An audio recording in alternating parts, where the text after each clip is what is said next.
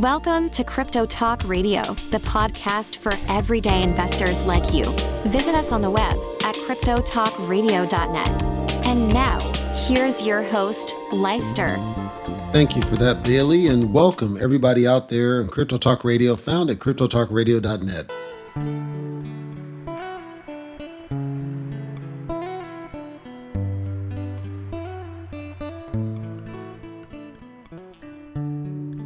Late in the evening, she's wondering what crypto to buy. She opens her wallet, taps the connect on the side, and then she'll ask me, is this one alright? And I said, no, biatch, that crypto will scam you tonight.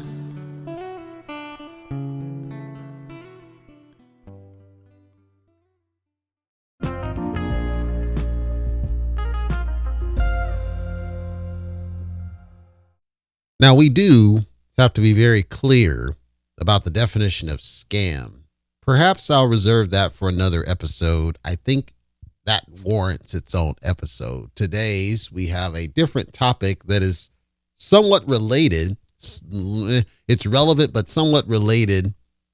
And recent events seem to indicate that it is timely to speak about this topic before that one. Because with that one, we have a little bit more that we have to understand that has to be surfaced. That it's kind of, this is where you would insert in your mind the meme of Kermit and he's sipping the tea or something else. Some of those memes should be flashing across your mind as you listen to me speak in terms of what I'm trying to do here. So I'm going to talk about today's topic because it's important that I do so. And I think it's helpful, but later in another episode, likely the next one, we will get deeper into the definition of scam because it occurred to me that there are people that don't understand how diverse, look it up, of a concept scam, just the word is, and it's more than people thought it might be. And I thought I would lend my voice to it as I can. And then it's incumbent, look it up, on you to disregard what I say to your detriment. Today, though, let's start out with something a little bit more fun. Gold, silver, platinum, palladium, these precious metals. I had an inquiry where people were confused about this because they were new to it and didn't really know how to interpret what they saw because they were used to cryptocurrency's volatility. So I thought I would start by simply sharing a little bit more information to help. We will then look at, and I'll just point you to a site, but it doesn't really matter, but I'll recommend this site. It's bullionbypost.com, bullionbypost.com. I do not directly advocate them. However, they have great graphs and you can purchase from them should you choose to. And I think their prices are decent fare. I wouldn't say they're amazing, but they're decent fare, but we're just using their charts. So when I look at the charts, they have the breakout of gold, silver, platinum, palladium, and then they have ratio charts. And the ratio is the ratio of precious metal A to precious metal B. It is important that you pay attention to the ratio charts over time. The reason is because silver, as an example, as a ratio, there's an expectation that it should be no more than 15 to 1. Now, if you think of a 15 to 1, right now it's in the hundreds. I think it's 300 some odd to 1. If you think about what that implies, it implies that silver's price is extremely suppressed and that silver's real price is much higher than what you see. If that's true, and nobody can confirm that, but that's the strong edict going around.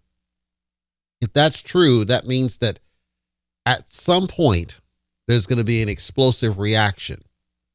You'll see chatter online of people that will tell you to stay away from copper as another example. I understand why they say that. Copper is plentiful. However, there are people that have looked at the Trump tariffs, recently implementing a 50% tariff on imports of copper. And people don't seem to understand that either. Let's go there and let's go back to silver. With copper and the tariffs, the whole point of tariffs, because there's a little bit of misinformation out there, fake news, the whole point of tariffs is to discourage getting price gouged on import goods. That's the whole point of it. So when you hear certain YouTubers tell you that the tariffs are damaging our economy, they're actually not wrong, but what they're not divulging and disclosing like they should if they were ethical sorts. If American companies step up and do it domestically, there is no such a tariff. They don't want to do that because the prices would be higher because they would have to actually pay staff fair wages. They would rather outsource to China and other places and import from those places. They would rather get the vast majority of their products and goods from overseas, which is the reason that Amazon took over dominance in the retail space and why many of the malls are shut down now. Because all of this dependency on international shores got us to where we have less choice and selection of the products and goods and services that we use and that we need. Many of the larger companies, and to some degree the small businesses, started to rely too heavily on import goods to keep costs down. In the big picture, all of them are ultimately competing with Amazon and to a lesser degree Walmart at the end of the day. The whole concept of the tariff is to compel these businesses. You need to step up or you're going to get charged. The narrative being sold to you, though accurate, the narrative being sold to you by YouTubers is a one-sided, this is why your stuff's going up because Trump's raising your prices, instead of what they should do if they were ethical sorts, which is to say, the businesses could absolutely choose to do the manufacturing locally, to hire more workers. It is going to result in an increase in the cost that's passed down to you, but it also should correlate to an increase in quality because we also have quality standards and oversight that they must accord to. The YouTubers don't tell you about the second half because they want to say Trump bad, Orange Man bad as their focus. Once again, I don't disagree in the statement that prices go up if you are wholly domestic. We have to also consider why is there such a significance in that impact is because prior to them going excessively offshore, there was a normalization of price appreciation over time. We now are experiencing a price shock. It's the same concept as what happened with the airline system when it went deregulated. Prices of tickets were significantly higher when the airlines were regulated. When it went deregulated, the focus at the time was to bring ticket prices down. What happened when we brought ticket prices down?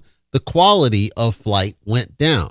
The quality of service went down. The quality of food on flights went down. The amount of dissatisfaction went up. People tolerate it because they're getting low price tickets that they can fly the F where. What happened is a correlation to the increase in flights. We see more planes going down like MH370. My point is, everybody has been duped. And you know my definition of somebody easily duped. You've been duped. You've been tricked to believe that the lowest price is the best value. The lowest price is only the best value when the quality of what you got did not significantly decrease as a result of that change. What's a good example of this? A good example of this, I would argue, is the smartphone market. There was a time when smartphones were significantly more expensive than what they are, believe it or not. They were actually way more expensive. Over time, there's a subsidy that's happening from some of the mobile carriers in an attempt to get you to buy in and lock you into these contracts where you're paying over term. So they're willing to subsidize part of it to get you locked in on that. The tariffs impact those devices. So you don't see the increased cost being significantly passed down except by way of the mobile plan, because the mobile plans are significantly higher than they used to be. At one point, they were sky high. Then they went down to bare nothing. Then they started jumping up again. When I say price increase, you got to consider it's all about what you get for that price. The whole unlimited, real unlimited, you saw creep, where all of a sudden it's not really unlimited. There are actually caps. They can throttle it. They say, well, it's still unlimited. You get as much as you want, but the speeds are throttled. In a world where the internet becomes more of a dependency to access goods and services, and in a world where streaming started to dominate and take over cable, which required no internet, you now are held hostage to a higher internet bill to take advantage of services that you previously were able to do directly. Where am I going with all this? It comes back to the statement. There's nothing wrong with low prices, provided that the low prices are lockstep with a minimal loss of value and that the quality of what you get is largely to par. You're only going to get that with domestic-based products, period. Trump knows that. He knows that if you come from overseas, the quality is crap. Anybody that's bought stuff from China, from overseas, understands these don't last nearly as long. Many of them just die out after a couple of years. It's nowhere near like the olden days, the story of the light bulb that's still running, and it's like 100 some odd years old. It's never been powered off. It just keeps running. This is prior to the push to CFL, prior to the push of, LEDs and everything else, where this older bulb still runs and then you wouldn't necessarily need to replace the bulbs, but now you have bulbs that burn out with the filaments because they understood that if we don't put planned obsolescence, look it up, in our product pool, we can't make any money. That's the whole game around it. So then all these products come up, all these newer bulbs that are not better than what you had before. LED starts to become a thing. LED has some benefit in terms of the brightness and some downsides, but then China gets involved and now you have a swell of products that you can't really confidently trust and don't last nearly as long. So he understands that the quality aspect comes from domestic product, which is part of what's driving the tariff push. A, it's to get money back, clearly. B, it's to tell the businesses you need to run domestic and not overseas. So then there's a correlation in price because those businesses, domestic businesses that want to play ball, they got to pay higher salaries because we have that. They've got to pay for inspections. They got to pay for regulatory compliance. They got to pay for people to manage and monitor all that stuff. So then they pass that cost down to you. The media and various YouTubers then sell you on Orange Man Bad. Your price of your eggs just skyrocketed because of that guy. They're not telling you the whole story. They're not lying. It's a lie of omission. It's a half truth. It's fake. It's fake and phony. You're being manipulated like you're in the matrix that you are. You are in the matrix because you're letting that happen instead of stepping back, analyzing all sides to what's happening and the long game. It took years to get to the point where we became this dependent on offshoring. Almost everybody listening to me remembers the world when the mall was the go-to place, not online shopping. Almost everybody here might remember when Amazon didn't do jack but sell books. Almost everybody might remember a time when it was actually fun to go to the store and shop for things. All he's trying to do, which it took years to get to this damage, he's trying to reset that back. And if they're not going to reset back, get some money in, help pay down the debts. Whether that works or not, it's not the conversation right now. Simply to understand his motivation. It is not to damage you financially, but he understands there's some short-term pain to unravel what has happened. If we had never gone aggressive offshore, the price increase would have been marginal at best, because you already would have been used to, stair up increases in price. So it insulates the damage. Then if we consider that those businesses would have had to staff up, those businesses would have had to invest back into the economy, it's possible that salaries might have increased lockstep with those increases. This is all speculation, but that's the vision of the whole tariff conversation. How then does this correlate back to the precious metal conversation? People speculate that copper, which is one of those necessary base metals, it's critical. Silver is a necessary, critical Gold to a lesser degree, but certainly silver is, copper is, platinum is. These metals, the expectation is when you start applying tariffs to imports of these, we're going to hit a supply crunch. I don't know if anybody's paid attention, but a lot of these, specifically copper, are out of stock, various places. People have been warning that something like that was going to happen, but nobody expected it was going to happen as soon as it did. And nobody truly knows if it's a long-term something or a short stop. My theory is that it's a short stop where people are kind of holding pattern to see what's going to happen with the tariffs and what the impacts are. Then hopefully there are some that will stand up, mints I referred to, that'll stand up and say, this is an opportunity for us to take some market share because right now we can sell at a premium. Selling at a premium benefits them because if there's demand, which I suspect that there is, it's going to skyrocket the price of this stuff. If it skyrockets the price of this stuff and there's strong demand, the theory is that more of these mints will step up and say, we want some of that. We want some of that.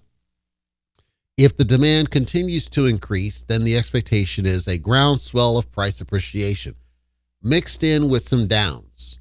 It's not going to just keep staggering up. That's unrealistic because at some point we are going to hit a price, availability of stock and supply. And then there's some companies, they'll just say, screw it, we'll just do the tariffs and pass back that premium cost and the tariff cost down to you when you buy it. That's going to cause people to back off buying because at some point it won't be worth it over spot prices. So interpreting these precious metal charts, you have to take a different stance. And the reason I told the story is you have to take a different stance. You have to understand it took years of damage to get to the point where we now are starting to feel what the impacts of those damaging decisions were with precious metals because of their long standing in industry and investment. You have to zoom way out. I would recommend, if you're looking at the charts for any precious metal or bare metal, start with the year chart, not the month chart. There's not enough volatility short term to make sense. We'll see these pumps, sure. You're not going to see enough pattern to determine what's going to happen unless you zoom out to the year chart. As an example, if you zoom out to the year chart with silver, it tells you a very clear, obvious picture of what's going on with silver. And this is just over the past year. This is not even talking about everything prior to that. But if you look at it, that's almost a 3x. The vast majority of that happened at the end of the year. If I zoom out then to the 3-year, going off that pattern, I should expect to see basically the same thing. If you notice on the 3-year, it wasn't significantly lower in 2023 than it was in 2024.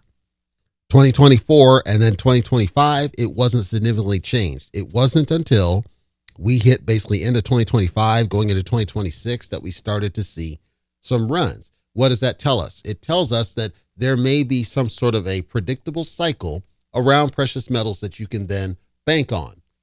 It's expected to be going down during certain periods of time. Well, what was going on in 2023? In 2023, we're on the tail end of the pandemic. So it's possible that the pandemic had detrimental impacts to the price movement that you have to take into factor. What's happening now in 2025 and 2026, you have tariff activity, you have uncertainty with economy, you have war situations. This lends itself to a desire to hedge, right, against losses. So you can then look and say, well, precious metals seems to run lockstep with macro events. And you look at the macro events and make a decision. Do you agree with what seems to be happening as a result of said macro event? So anytime there's a macro event, this is my guidance to you. Anytime there's a macro event where you can consider there's logically going to be some disruption here, something's going to happen, you can likely expect that there's going to be a dip at significant proportion. If there's things where we don't know big term what's going to happen. So for example, this Iran situation, the bombing and stuff, sentiment is going to play in. If it's one of these countries that was one of the big players with manufacturing, like with oil and things, if it's one of those, you could expect that there's going to be a supply crunch and that's going to spike prices. But you also know it's going to go down. It's going to be a temporary something. So my short-term advice to you when you're trying to interpret what's going on and what to do about it is you need to zoom it way out and you need to look at pattern and then think about what were the macro events that happened during these situational periods. It's going to lead you to one truth. That truth is that silver is grossly undervalued. It is, I stress, grossly undervalued, and has done for a long time.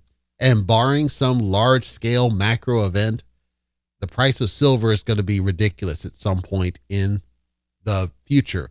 Whether we're alive at that point, that I cannot say. I'm saying, though, that there are situations happening right now at the macro level that are spiking the price of silver at a slow and steady rate over time. And of every precious metal, silver is the one I would recommend buying if you're interested in it. I would stay away from gold, platinum, and palladium for now, because I think they're in their run period and scheduled to come back down, is my gut speaking. Base metals, I think, are fair game. If you can get, and copper, I know there's people online tell you, don't buy copper bullion, don't buy copper coins, don't buy whatever. I understand why they say what they say, because they're scrap metal people. I did a video years ago about, and he had written a book. He asked me to talk about the book, and I talked about the book, and it's still out there, about scrap metal recycling. And you can make money with scrap metal recycling, you know, copper pipes and copper wires and all that. There's people that melt that stuff down and they sell it. There's a whole business around copper such that it's plentiful. And so people don't see value in buying the bullion. They don't see value in buying the coins. I would argue that these people underestimate the value of art, and they underestimate the value of what people really want. If we consider gold as a perfect example, gold, by and large, its whole value proposition, not whole, but its primary value proposition is it's just look at it, right? Look at it. That's what it was during the gold rush. Look at this. This is amazing stuff. Copper has that same propensity if it's minted properly. You look at it, it's like there's a beauty here. There's an aesthetic beauty here that your copper pipes do not have. Your copper wiring does not have. These are formed for utility purposes. People still don't realize that most pennies, recent pennies, are not really copper, they're zinc. So there's a false narrative around copper that was predicated all the way back to the 70s, starting to decrease the inherent or intrinsic value of copper as far as perception goes.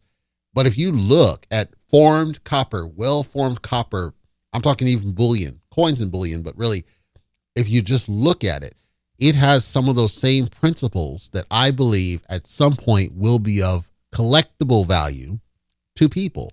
And there's also the chance that there's a crunch where it becomes of industrial value. And if you're sitting on enough of it, now the flaw of copper, it's arguably not as dense as silver. So it takes like its size, and it takes more in that size. So let's take a pound. A pound of copper is physically larger than a pound of silver simply because of density. So then copper's cheap. You could buy quite a bit of it if it were in stock, but you'd have to have a place to store it. And it, again, right now its value, there's no logical value to stacking significant of it at this point. There just isn't, because you'd have to have a vault like Scrooge McDuck to make it make sense. And at that point, you're never going to recoup that value. So you'd only be doing it because you like the appearance of it, like ingots. So I'm not telling you at all to YOLO into copper. Let's say you could go and get a pound, just 1 pound brick of copper, well formed. It visually looks nice. Some of them, they come with the periodic table symbol on it. It's pure. You keep it in a sealed bag. That I would absolutely getting some of the 1 ounce ones, ingots, giving those to people as gifts. Absolutely. Like, these are things where I see collectible value for a future generation. I don't suppose that they would be strong investments for now. You're talking the precious metals at that point. So things to keep in mind if you want to get into precious metals. It was the dominant for my conversation, mostly because crypto's boring again.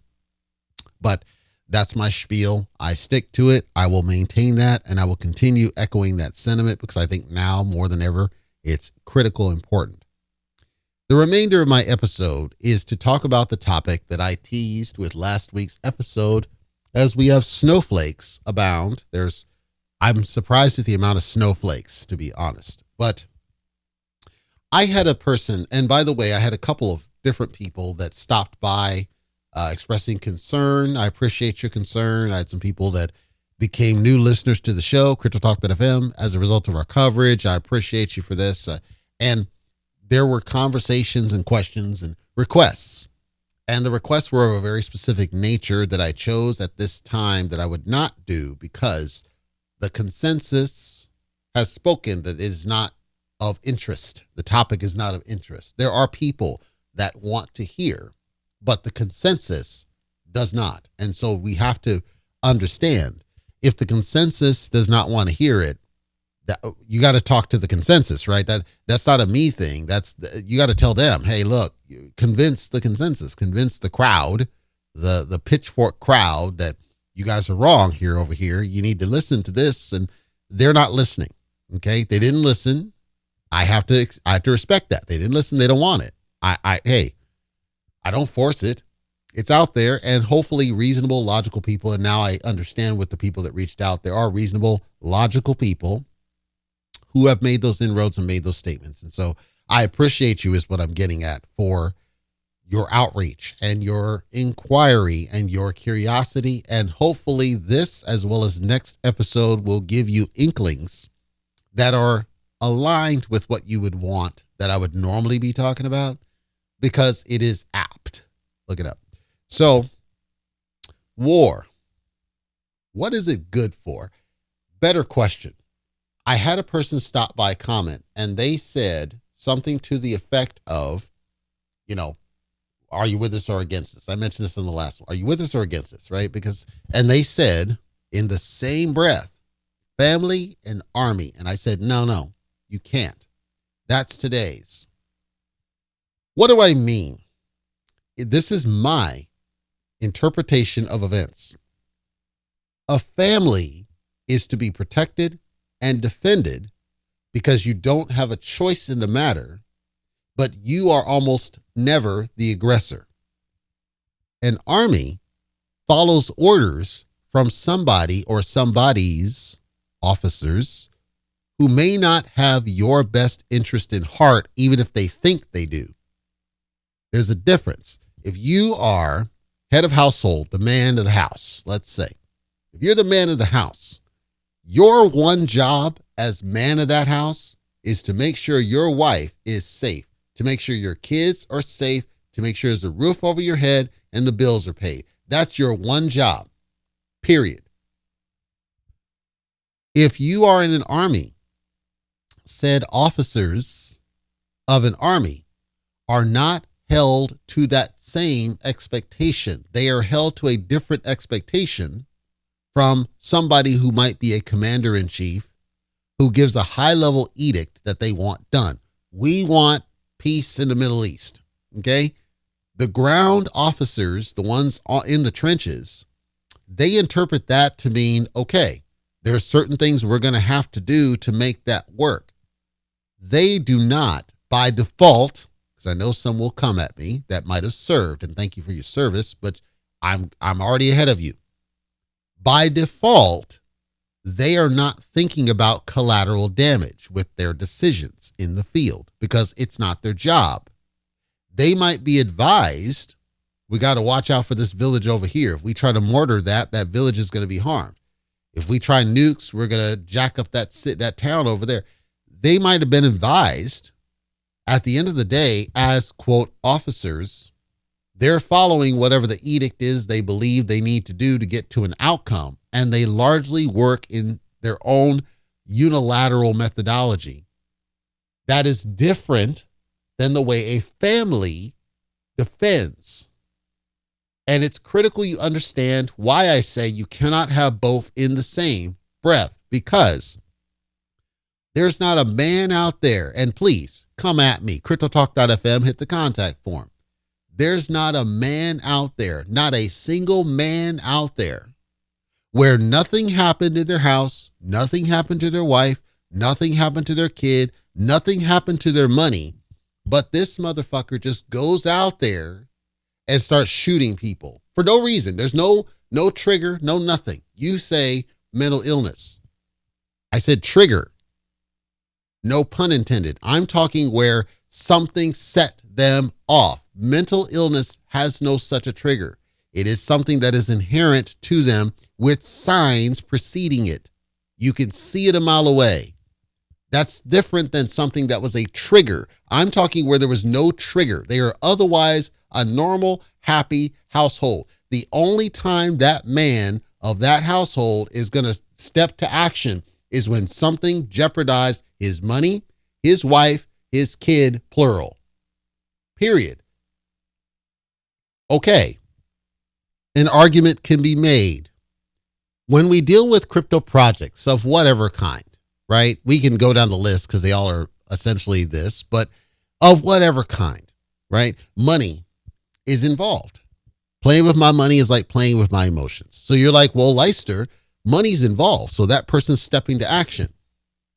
The difference and why I say there's no such thing as family and army in that is if you're doing it in reaction to the loss of money, that is not what an army is doing. An army is being the aggressor because they feel like it's the right thing to do, why ever that is. It's critical to understand the difference between being an aggressor and being on the defensive.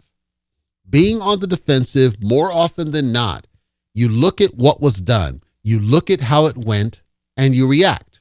And you are very defensive minded, but you are ultimately taking action as a result of it. So let's say in the male example, your wife's being sexually harassed at work.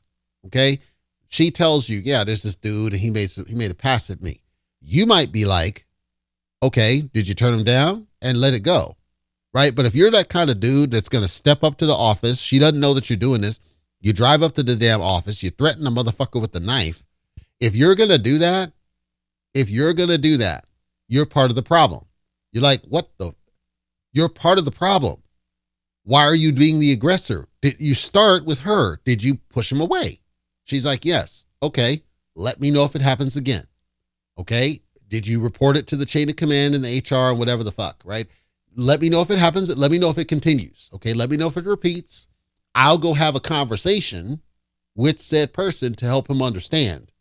This is what it is. I'm giving you one warning. This, again, if you listen to what I'm saying, at no point do I suggest you take no action. What I'm saying is you got to be smart about the action you take, because every decision you make is going to come back on you. So if you just, if your wife says, yeah, dude made a pass at me or whatever at some company event, and you're like, okay, well, F this, you pull out your pistol, you roll up on there and pull out the pistol on the dude, you just broken at least 2 laws. Okay? Lying in wait statute, improper use of a weapon, whatever. You violated laws because you're just acting and you're not being thoughtful and you're not building up enough to protect yourself and protect your family. And the risk that should you do that and you don't act, so you go up there, you got a pistol, you threaten dude, Don't let me see. Okay. Dude's like, he happens to be part of a mob or something. He calls some of his boys to run up on some of your kids. Do you see what I'm saying? Like causality, action, reaction, cause and effect. You have to be thoughtful about what you do. You have to be smart about it. If you just react because that's what you think you're doing, and then you call it an army, why ever you do, SHIB army, Safe Moon Army, you call it an army because it sounds good. You're not understanding collateral damage when you do that. Fine. But then you cannot in the same breath refer to it as a family. That's all I'm saying. I'm not saying you shouldn't be part of an army. I'm saying if you're going to do it, you need to understand collateral damage when you do it. You need to understand the whole mechanism of an army and what it implies and the risk and damage to all the other towns and villages around it because of the way that it has to work. If you're going to be a family, you have to approach it from a defensive mind and you have to be smart about it and not overly aggressive when you don't need to, because all the stuff you do at some point it's going to come back and it's going to hit you. I would also say families have what's referred to as internal abuse. So this is where I flip you. Okay. So now the woman of the house, and it was Lauren, whatever her name is, woman of the house. She was hooked up with Andrew Tate. I forget the lady's name now. She was hooked up with Andrew Tate. She does this trad wife bull, right? Because she's convinced that that's the way to get the dude to calm down. Now, he's already an abusive sort. So he's already set an idea that he's an abusive jackass, okay? She decides to just be a trad wife. I'll do whatever you say. I'll stay home, cook, clean, take care of the kid. And that'll make him turn around. She didn't know it was going to work. She just assumed that that's the way to do it because people told her that that's the right answer. What happens? He's still abusive because and she said, anytime I disagreed with him, the abuse would happen again. We get in an argument. He would lock me out the house. I'm in the rain. I got to go to the neighbor's house or whatever. Sexually abused, drug abuse. Why? Because the fundamentals of the damaged, toxic relationship were never resolved. You still had in your whole sphere a toxic situation. Trying to change yourself to resolve a toxic situation was never the answer. You had to recognize this is toxic. This is bad. This is wrong. And I need to leave it. And I need to stop doing this. That's step one. When I say leave it, I'm saying don't change yourself to flow into the quote army. Understand that the army approach is not for you if you want to get some progress. So in that situation, and the analogy to cryptocurrency, Saitama is a great example. Let's just pick a name. Saitama. So many people leading up to the failed November 13th Vegas event, a day 2021, a day that'll live on in infamy. The vast majority of the people screaming and squawking were cheering because of the price. They were cheering because of unfulfilled promises. They were cheering because of cult leader making these promises up front. We also now have other projects, let's put it that way, other projects where statements were made and people bought into it. I would ask you, if you were sold on the statements made to the point you believed that there was going to be something there, you have to own that. You have to own that you made a bad decision, period. It doesn't even matter, frankly, about the people that ripped off a project. It matters about the decisions made and the lack of fundamentals and the lack of tangible. If there's nothing there and that's gambling. You're rolling the dice. That's literally what it is. I celebrate that. That's what I'm analogy to a relationship. You're rolling dice that person is going to change, that things are going to get better. You're gambling. I celebrate if you gamble. You say, I don't know if this is going to work. I'm going to try a thing. And if it doesn't work, I own that. Don't blame him because you stayed. Same here. Okay. Stockholm syndrome. You're choosing to stay in an abusive relationship. So then I said in a different upload, this is the one where the person was using family versus army. I said, at the end of the day here, there's a level of intelligence that cannot be understated. And that level of intelligence is no different than Saitama. And it's going to be a thing, and it's going to get worse before it gets better. And you've got to approach it smart because there's a level of intelligence that cannot be understated. It's up there. It's peak, right? It's peak. It's not going to be any different. You can choose, right? And get pissed and angry and whatever the fuck and know that nothing will change. This does not mean you don't fight. It simply means the first step is to accept you are in the vulnerable position. You are the one that's vulnerable. And it is by your decision that you are there. How you get out of it, chances are you might not be able to. But the first step is to acknowledge I'm in this shit because I chose it. I decided it. I stayed at risk because I believed people that told me just hold the line. Just hang out. It'll get better. That's what I'm saying. That's why the whole Lauren, whatever her name is, with Andrew Tate, it's the perfect analogy.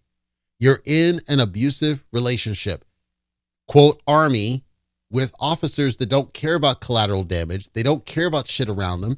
And they're saying, just hold, it's fine. We'll work it out. We'll cover it. We'll take care of it. Village be damned. kids be damned. That's what's happening. Okay.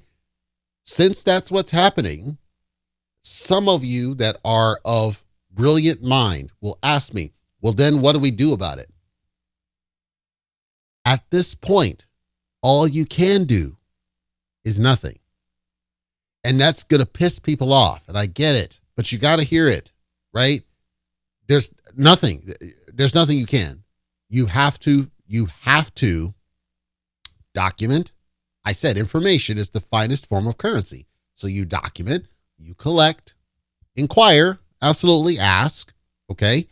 I'm not saying don't. I'm not saying don't do anything, zero, nothing, no ask questions, just shut up. I'm saying aggression, army, military action, charge. It's a fallacy. It's a dream. It's you're fighting against yourself. How about that? You're fighting against yourself. Some people love fighting against themselves. Some people love Pyrrhic, look it up, victories. Some people love situations because it makes them feel good that they're doing something, even if nothing is accomplished. Because they like just to have the voice out there. Hey, that's cool. With everything, you must pick a side. You must choose. If you are part of a family, your first priority is defense. If you, as part of the family, make bad decisions, whyever they happened, if you make bad decisions, you must own that the decision was yours and it was a bad decision. You must also, in some ways, block out noise from other people, neighbors, and others who are trying to tell you how to run your family. In true family form, though, everybody should have some level of voice based on their experience. The kid can't tell you how to run money. They don't have the experience for it. But the wife, she might work for a living. She probably should have a say-so in some of the money movement. If the man is a gambling addict, he probably shouldn't control the money. There are certain things you can come to consensus on. Once you get to a point of consensus and you understand your defensive position and you understand what it is you're protecting and you have a clear picture of how you're going to do it, you now have a family. That's a family. A family is toxic if either one, man or woman, shouts down the other. That's not a family. So if you have somebody who shouts down, who censors, who threatens, I'm talking threatens as in, I'll get somebody to beat your ass or something. If you have somebody in your quote family who does those things, you are not a family. You are not a family. You might be an army because those officers can shout you down. They're authorized to do that. Those officers can shut you up. They're authorized to do that. Leaders of any kind can shut you down. They're authorized to do that. You have a hierarchy, a chain of command that must therefore be followed, regardless of collateral damage and whether or not it's a failed mission, a 0 dark 30 situation. It's up to you to pick one of the two. You cannot be both. You cannot. Either consensus is perfectly okay, regardless of what people think about it, or you follow chain of command, collateral damage, whatever, be damned. You pick. Once you've decided, you have to stay happy with that decision. There's people that would say, well, consider World War II. We're back with our families after World War I, and then World War II happens and we're called back out there. The vast majority of people were drafted back out there. They didn't go on their own. They were the vast majority, not all, but the vast majority were drafted back out there. They were already fatigued, right? Because they wanted now to kind of work it with their families. When they got there, then the spirit hits. Okay, we're here. Let's fight this battle. This is worth fighting because my family's back home and it's worth fighting. So in summary, at no point in anything I said today did I suggest that you do not fight. Did I suggest that you do not argue? Did I suggest that you do not try to control, I said you got to choose. You're going to protect, and by protecting, it means you have to be very smart about when and why you fight instead of picking it, because you still absorb information. You collect it. You take it in as currency. Then you leverage it, and you're smart about it, is what it is. Or you're part of an army and you fight because you believe so much in the cause, and the chain of command has said this is worth doing, and we're telling you it's worth doing, and you will follow orders and fall in line, or we will shut you up one way or the other. You pick one of the two. It cannot be both. It can never be both. Your family is on your mind when you're out on that field getting shelled.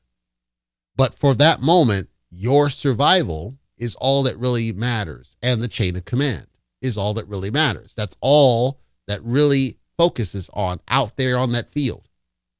You can think about the family. I speak from experience. You can speak about your family, but the chain of command is what matters. Why do you think they have an AWOL? Why do you think they have dishonorable discharges? Because honor is follow chain of command, do what you're told, it is what it is. If you're that, I celebrate it. Just admit, I am chain of command. I need somebody to tell me what to do. I need somebody to order me what to do. I don't want to think for myself. That's how I best thrive. Some people thrive best in that structure from when they were teenagers. They strive best when they are dictated to by people in charge. They thrive. Cryptocurrency, folks, they count on you to be that. They count on you to depend on these people in hierarchy. Those that chafe against it, that's why there's the mutes and the bans and the silencing and the censorship. And arguably, anyone who adopts those topics is no different than the people in crypto, which then connects to my next episode next week, where we need to break down and get a little bit more intense in our conversation about the true definition of what is a scam and what's not a scam. Because I think what I share is going to surprise you. Some will disagree. The vast majority, if you really listen to what I say, won't disagree with what I say, and it will make you really think deeply about what a scam is. Because you're going to find that some of these projects are actually not, quote, scams in the traditional sense. It's simply that they exploited people at a basic level who made a bad decision. And then those people who made a bad decision followed other people who made bad decisions. And those people trapped them into further bad decisions. And then it's called a rabbit hole. Well, did it start from this person over here who was just a blatant idiot? Jack Levin, Zen Crypto, XEN Crypto. Are we suggesting that Jack Levin is a scammer? Think about it. And again, we'll dig deep into this on next week. Is Jack Levin a scammer? I want you to think about it. Look him up. XEN Crypto. Jack Levin. Is he a scammer? He launches the project. He's on video. He's talking about the thing. He's talking about what it's going to do. You can mint your own tokens and make your own price and It's minting out of control even now. And then he's going to spin up another token. But he put his face up there. He put his name up there. He didn't hide. Is he a scammer because people lost money? You answer that question. Because you'll find strong parallels between what he did and what vast majority of these cryptos really have done. And it's going to mind fuck you into what a scam is and isn't in the crypto sense, I should say. At the end of the day, if you lose money, you lose money, and that is a problem. I'm saying that all of it starts with us. You have to think, what is it that told you this was worth even giving the money in the first place? Was there anything there that told you that this was likely going to be something other than words on a page, messaging? Some projects did better with the messaging than others. Some projects, there's nothing there other than somebody talking on the screen every week, and you're sold that that's somehow indicative of a credible project. And then when there's a loss of money due to the fact there was no fundamentals, aka Emperor's New Clothes, Then the army shows up. Pitchforks come out. I'm going to challenge your narrative about scams. I'd like you to follow me down that rabbit hole I just talked about, because it's going to mindfuck you. Because I have to. And it's guest starring Jeffrey Epstein, because his story is a perfect parallel to what we are now seeing in certain cryptocurrencies of modern era and all of the armies in cryptocurrency. And Bear Stearns, to a lesser degree, we'll talk about, because it kind of connects to a little bit. We're going to have fun, because it's all I can offer you. I can't do anything else for you but inform. It's up to you. Somebody else made the point, and I appreciate them. You got to choose to listen. You can reject what I say. I celebrate your right to reject what I say. But it would behoove you to hear what I'm going to say next week.